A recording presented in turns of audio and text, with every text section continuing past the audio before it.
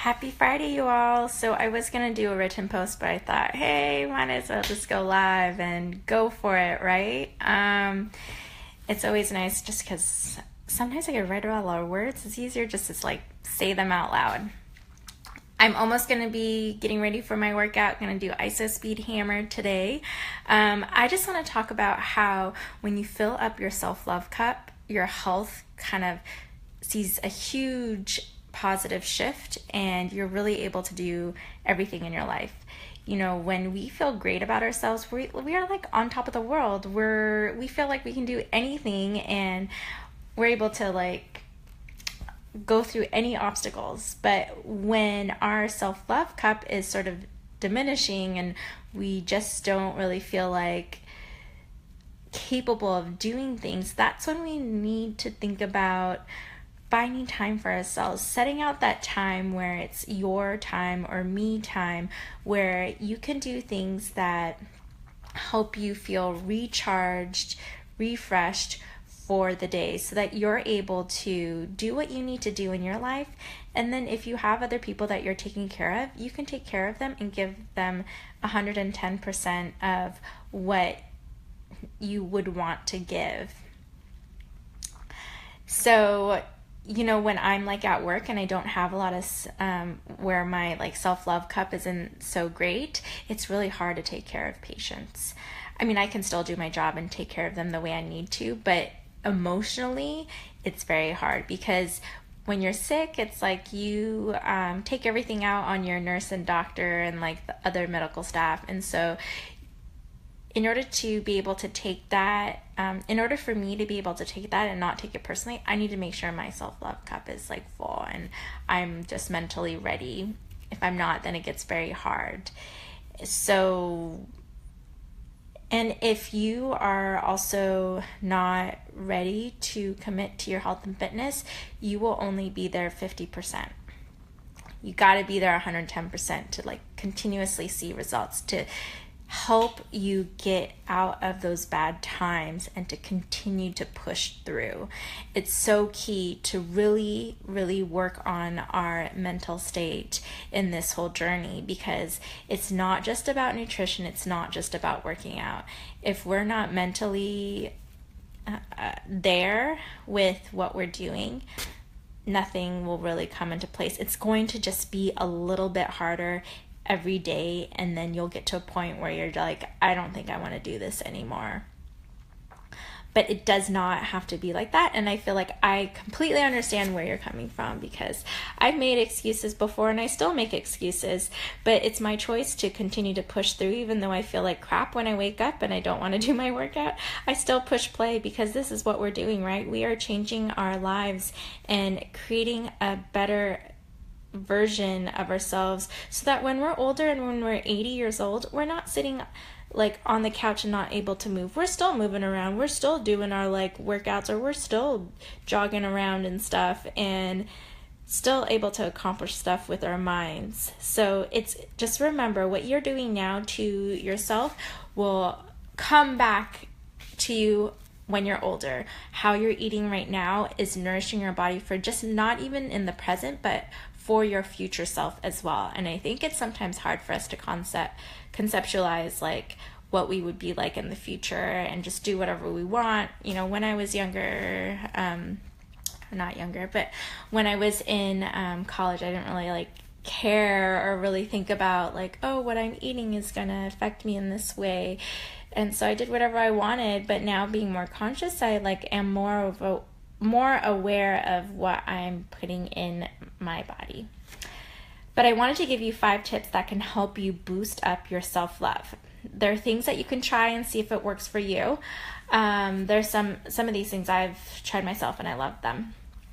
Journaling is key. So we've talked about doing a food journal, but you also can do a journal where you write down your thoughts, kind of when things are going on in your life. It's a great place to just like get all those thoughts out, because the more that we harbor those thoughts in, it's just going to eat at us, and we might create like resentment or not be able to forgive people by holding in those thoughts. So write everything out and see how that'll how you'll feel. Another thing is to have at least 3 to 5 affirmations in your pocket, so that when you do get to those points that are like really hard, where you're just like, things aren't going right, people aren't like liking me, or I feel like I just can't really do, my workouts, or I suck at meal planning, you can pull those affirmations out and tell yourself, like, that's not true. Everyone goes through this. Make it simple, make it work for you. Just create affirmations that can really help you to think about things differently, because there's always multiple ways to think about a situation, and we oftentimes pigeon ourselves into thinking about the bad instead of focusing on the good. And also creating a more grateful or gratitude mindset. So every day trying to think and reflect on what is 1 to 2 things that you're grateful for in your day. Write those out. Try it out for a month, and literally you will feel more positive and feel more good around you than the bad.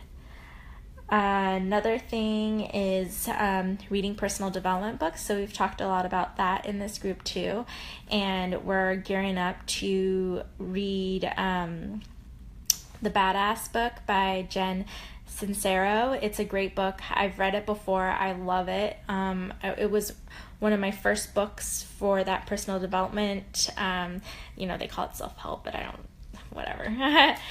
Those type of books. I loved it. She says some really great stuff, and I hope you all are excited to read it. But it's not, you don't just have to read. You can listen to podcasts or listen books on Audible. Find ways where you can do that. Books like that really help you to think about your life differently and realize oh wow, I was really thinking about it in one linear fashion, but actually there's multiple ways to look at things and how strong our mind is. Another thing is think about if you are a self-learner or if you need someone else's help.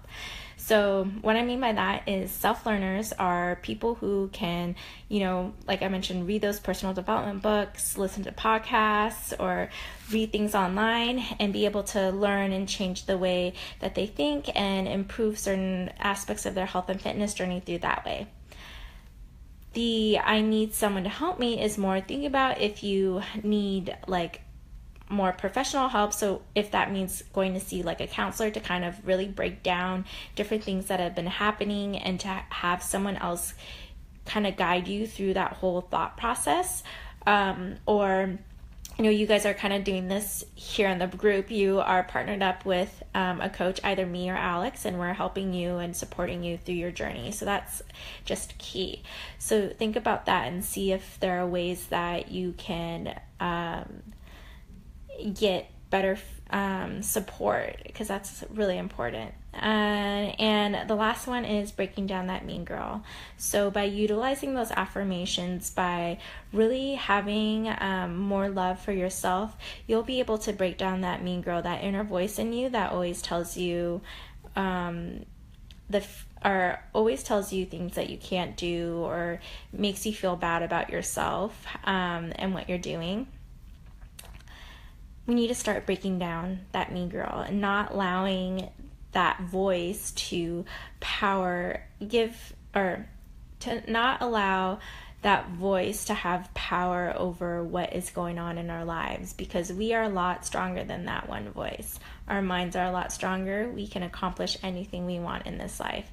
And it's not saying to discount those bad feelings. It's more validating, acknowledging those feelings that they exist, but really thinking about whether or not they're true, because a lot of times we create assumptions in our mind, and then we create this false sense of reality. Our minds are really powerful. I read this one book where this guy, I think he was in middle school, and he made he gave his a girl that he liked a guitar pick and said that it's from Paul McCartney. But really he was lying. And then the rumor spread like wildfire. And then he actually ended up believing that he was at the concert and got the pick from Paul McCartney. Because the more times you hear that false those false words, those false impressions, the more you will believe it to be true, and then your mind creates this false sense of reality. It's really hard to break that down, but with time, it is so possible.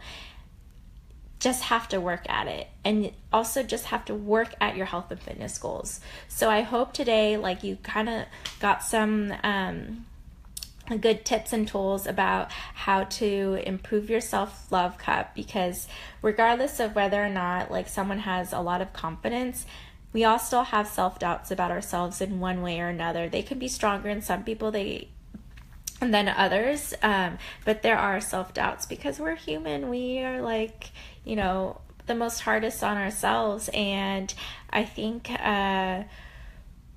we need to not be, at least try not to be, I don't know, that's something that I need to like work on myself, but it is possible to treat yourself better and to give your time.